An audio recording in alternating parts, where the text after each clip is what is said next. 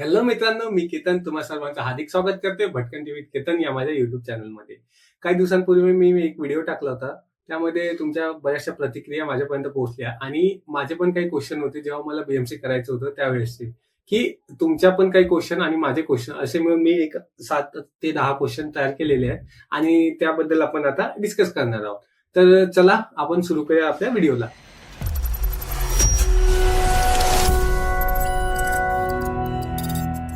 तर आपला पहिला प्रश्न असा की बीएमसी का करायला पाहिजे किंवा हे ऍडव्हेंचरस कोर्स का करायला पाहिजे आपण. तर मी बरेच वर्ष झाले ट्रेकिंग करतोय. तर ट्रेकिंगमध्ये असं होतं की जिथपर्यंत आपल्याला रूट दिसतो तिथपर्यंत आपण ट्रेक करू शकतो. जर त्याच्यावरती आपल्याला जायचं असेल किंवा हार्ड पॅच असेल, रॉक पॅच असेल, तिथे क्लाइंब करायचं असेल, आपल्याला रॅपलिंग करायची असेल किंवा झुमरिंग करायचं असेल, या सगळ्या टेक्निकल गोष्टी जर शिकायच्या असेल तर आपल्याला हे कोर्सेस करायला पाहिजे. तर मी माझं इंट्रोडक्शन असं देतो की मी मूळचा विदर्भचा, त्यामुळे माझा आणि पहाडांचा असा काही संदर्भ येत नाही.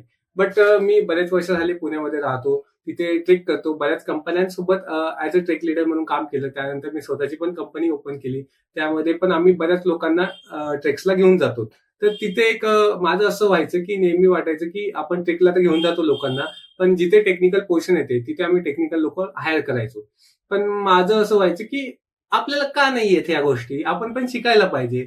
त्यामुळे माझा एक इंटरेस्ट त्या कुतूहलाने मी त्या गोष्टीकडे बघत होतो आणि माझा इंटरेस्ट वाढत गेला आणि मी बऱ्याच लोकांकडनं त्या कोर्स बद्दल माहिती घेतली की हे आपण कुठे शिकू शकतो, भारतात कुठले इन्स्टिट्यूट आहेत जे हे शिकवतात, की त्याचा किती वेळ लागतो आणि त्या कोर्स करण्यासाठी किती पैसे लागतात. बेसिकली ते सगळ्या महत्वाच्या गोष्टी मी लोकांकडनं माहिती करून घेतल्या आणि या सगळ्या गोष्टी मी आता तुम्हाला इथे सांगणार आहे. तर बेसिकली ज्याला कोणाला माउंटेनिअरिंग कोर्स करायचे असेल तर कोण कोण करू शकतात. जे माउंटेनिंग क्षेत्रात येण्यास इच्छुक आहेत ते लोकांनी तर सगळ्यांनीच करावा मी सांगतो. आणि ज्याला कोणाला आपल्याला स्वतःला फिजिकली एक चॅलेंज द्यायला आवडते किंवा मी फिजिकल फिट आहे आणि मला हे चॅलेंज करायचं आहे, आणि अशा सगळ्या लोकांनी हे करावं, जीवनात एकदा तरी करावं की या हाय अल्टिट्यूडवर आपण ट्रेक करणार आहोत कधीतरी.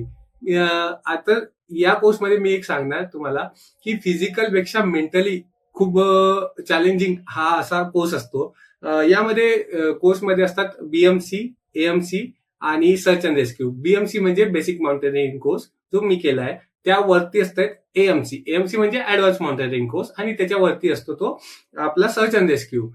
सपोज कुठे अवलांच आला, काही लोक दबलेत, तर अशा वेळेस जे लोक जातात त्यांना रेस्क्यू करायला ते लोक असतात सर्च अँड रेस्क्यू. याच्यावरती पण एक कोर्स असतो. जर तो कोर्स तुम्ही केला तर त्यानंतर तुम्ही जे हे इन्स्टिट्यूट असतात माउंटेनिअरिंगचे तिथे तुम्ही शिकू शकता. तर चला आपण पहिले वळूयात बीएमसी कडे. तर बीएमसी करण्यासाठी आपली काय क्रायटेरिया असला पाहिजे. बीएमसी करण्यासाठी आपला क्रायटेरिया आहे, एज लिमिट आहे मिनिमम 18 ते मॅक्सिमम 35. 35च्या वर असाल तर काही इन्स्टिट्यूट असे आहेत जे 40 ते 45 एज लिमिट पर्यंत लोकांना घेतात. बट स्टँडर्ड एज आहे 18 ते 35. आणि ज्यांचं 35च्या वर आहे त्यांना स्पेशल केसेसमध्ये घेतात, त्यांच्याकडनं एक्नॉलेजमेंट फॉर्म भरून घेतात आणि त्यांच्याकडनं मेनली फुल फीस घेतली जाते, जे आपल्याला कमी फीस असते. तर हा याचा कोर्सचा ड्युरेशन असतो 28 दिवसाचा. मी जिथनं केला तिथे 28 दिवसाचा हा ड्युरेशन असतो आणि या कोर्सची फी असते प्रत्येक वर्षी वाढत जाते. मी जेव्हा केला तो लास्ट इयर त्याची फी होती 24,800 रुपये, म्हणजे आपल्या इंडियन रुपीजमध्ये. जे फॉरेनचे असतात त्यांना हे फुल फीस द्यावं लागते, ते 1 लाखापर्यंतची फीस जाते. तर इथे प्रथम क्वेश्चन असा की बीएमसी म्हणजे याचे इन्स्टिट्यूट कुठे कुठे आहे इंडियामध्ये. टोटल असे 6 इन्स्टिट्यूट आहेत. ते 6 याची मी लिस्ट तुम्हाला स्क्रीनवर दिसणार, आता मी स्क्रीनवर टाकतोय. आणि यांपैकी काही लोक म्हणतात की कुठले इन्स्टिट्यूट बेस्ट आहे. तर मी तुम्हाला असं सजेस्ट करणार, बेस्ट म्हणण्यापेक्षा सगळेच इन्स्टिट्यूट बेस्ट आहे. कुठे असं नाही आहे की कमी शिकवल्या जातं, जास्त सगळीकडे सेम ट्रेनिंग दिल्या जाते. पण कसं आहे, वेगवेगळ्या रिजनला वेगवेगळे पहाड असतात, तिकडली ब्युटी वेगळी असते, तिकडलं एन्व्हायरमेंट वेगळं असते. तर सगळ्या गोष्टी मॅटर करतात. आणि मला बेसिकली HMIलाच जायचं होतं, त्यामुळे मी बऱ्याच वर्ष वाट बघितली. त्यानंतर माझा नंबर लागला. आणि ज्याला कोणाला करायचं असेल त्याला मी एकच सांगणार की वाट बघू नका. जर करायचं असेल ना तुम्हाला तर कुठल्या इन्स्टिट्यूटमध्ये जिथं नंबर लागतंय ना तिथे करून टाका. कारण की तुम्हाला जर एएमसी पुढे करायचं असेल ना तर एएमसीला एवढा वेळ नाही लागत, तेव्हा तुम्ही तुमच्या आवडत्या इन्स्टिट्यूट मधून करू शकता. त्याच्यानंतर आपला दुसरा क्वेश्चन आहे की इथे अप्लाय कसं करायचं. Good question. मी बीएमसी साठी HMI ला अप्लाय केलं होतं. तर याच्यासाठी अप्लाय असं केलं की वेबसाईटला आपल्या 2 फॉर्म असतात बीएमसीच्या वेबसाईटला. त्यामधलं पहिलं म्हणजे जो फॉर्म असतो त्यात आपली माहिती भरावं लागते आणि दुसरा जो फॉर्म असतो तो म्हणजे आपला मेडिकल फॉर्म असतो. तो मेडिकल फॉर्म मध्ये जो MD डॉक्टर असतं त्याची साईन आपल्याला त्या फॉर्म मध्ये लागते. त्यात आपलं ब्लड टेस्ट असते, त्यानंतर ब्लड क्लॉटिंग तुमचं किती वेळात होते, युरिन टेस्ट वगैरे असे बरेचसे टेस्ट असतात. आपली हाईट, वेट, BMI वगैरे सगळ्या गोष्टी त्या मेडिकल फॉर्म मध्ये आपल्याला फिलअप करावं लागते. आणि त्या व्यतिरिक्त आपल्याला एक DD किंवा चालान भरावा लागतो बँकेत, किंवा तुम्ही फोन पेनी वगैरे केलं तरी चालेल. आणि त्याचा तो नंबर आपल्याला त्या फॉर्म मध्ये मेन्शन करावा लागतो, तो ट्रान्झॅक्शन ID वगैरे त्या फॉर्म मध्ये टाकायचं आणि ते सगळं आपल्याला जो इन्स्टिट्यूट आहे त्याला पोस्ट करायचं. त्याच्यानंतर जर आपलं कुठल्या बॅचमध्ये सिलेक्शन झालंय हे सगळं कन्फर्मेशन आपल्याला मेल थ्रू मिळून जाईल. ते आता मी तुम्हाला दाखवतो. तर हा माझा कन्फर्मेशन फॉर्म आहे जो मला BMC कडनं मिळाला होता. त्यामध्ये आपलं सगळ्या डिटेल असतात आणि यात आपल्याला काय काय आणलं पाहिजे सोबत on the arrival date, 4 passport size photos वगैरे ते सगळं लिहिलेलं आहे इथे, आधार कार्डची झेरॉक्स वगैरे. आणि त्या व्यतिरिक्त हे खाली एक लिस्ट दिली असते आपल्याला इन्स्टिट्यूट कडनं की काय काय वस्तू आपण सोबत कॅरी करायला पाहिजे, नाही का. एक बुक, पेन, टॉयलेट ॲसेसरीज जे रिक्वायर्ड असतात, सनग्लासेस, वॉटरप्रूफ कव्हर वगैरे जे काय आहे ते सगळ्या छोट्या मोठ्या गोष्टी, नेल कव्हर वगैरे सगळ्या गोष्टी इथे मेन्शन असतात.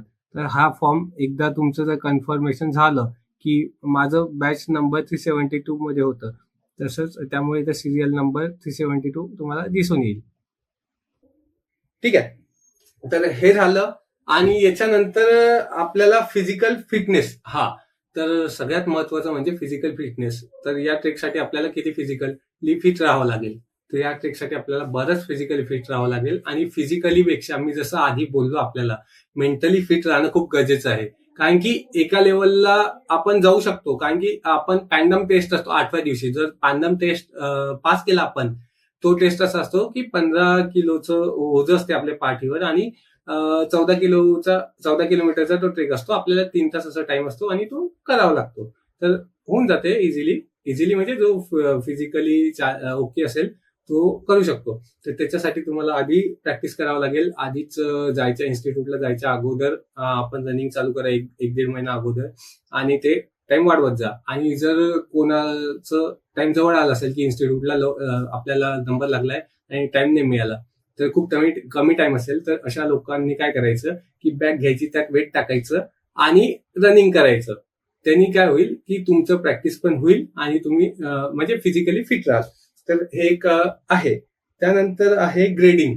तर याच्यात A, B आणि C असे ग्रेडिंग असणार आहे सर्टिफिकेटमध्ये. जर A ग्रेड आला तरच तुम्ही ऍडव्हान्स कोर्स किंवा पुढच्या कोर्ससाठी अप्लाय करू शकता. जर A ग्रेड नाही आला तर तुम्हाला पुढच्या कोर्ससाठी अप्लाय करता येणार नाही.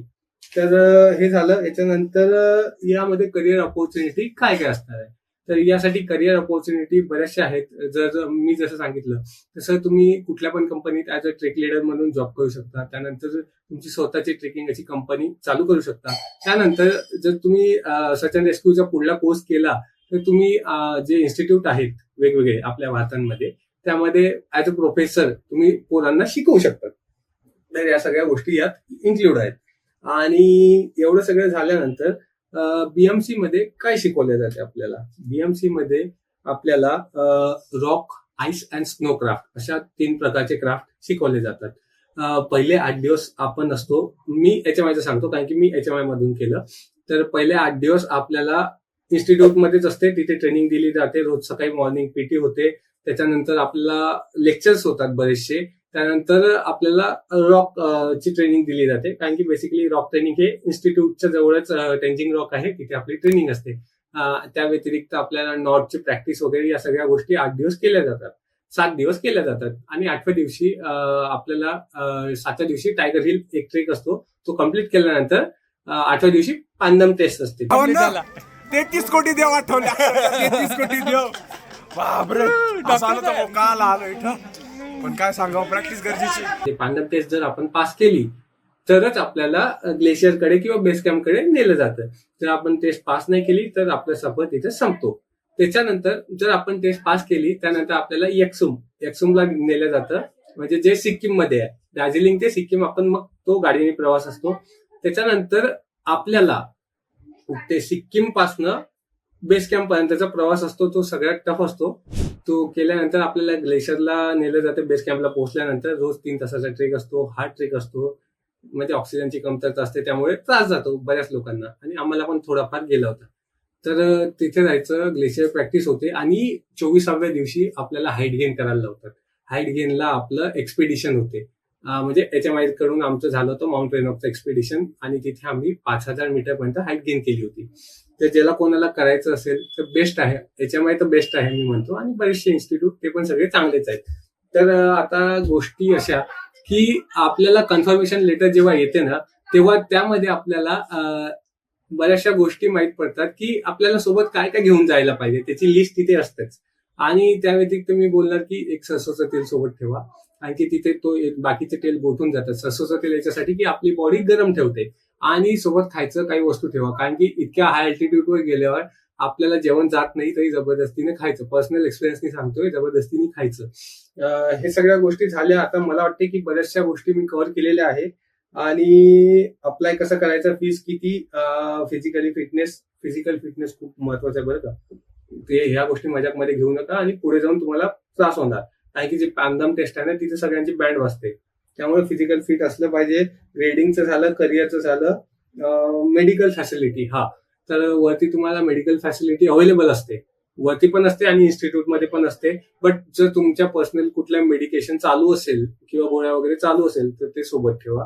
ते खूप गरजेचं आहे, कारण की आमच्या कोर्समध्ये बरेचसे लोक असे होते की ज्यांना बरेच त्रास आला नाही का ट्रेक करताना, किंवा आपलं बेस कॅम्पचा ट्रेक करताना. बरेचसे लोक शोका, बरेचसे लोक झोंगरी, किंवा बरेचसे लोक बेस कॅम्पला पोहोचून देखील वापस आले होते, कारण की त्यांची तब्येत बिघडली होती, ऑक्सिजन लेवल वगैरे कमी झालं होतं. त्यामुळे ते आपल्याला सांगतात नेहमी की जितकं होईल जास्त तितकं तुम्ही वॉटर इंटेक करत राहा. तर हो, पाणी खूप प्यायचं वरती गेल्यावर, कारण की आपली बॉडीला पाण्याची खूप गरज असते, आणि आपण थंडीमुळे किंवा त्या टेम्परेचरमुळे पाणी पित नाही. तर हे माझ्याकडनं होतं. आणि हो, इन्स्टिट्यूटची ऑफिशियल वेबसाईट मी खाली डिस्क्रिप्शन मध्ये देणार आहे. तिथे जा, चेक करा एकदा. तुम्हाला काय वाटते नाही वाटत ते मला डिस्क्रिप्शन मध्ये सांगा.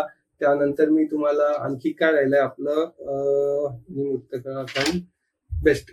ठीक आहे. तर मित्रांनो, ही होती संपूर्ण माहिती. ज्याला कोणाला काही क्वेश्चन असतील त्यांनी डिस्क्रिप्शन मध्ये टाका, आणि मी सगळ्यांची उत्तरे देणार. तर धन्यवाद मित्र.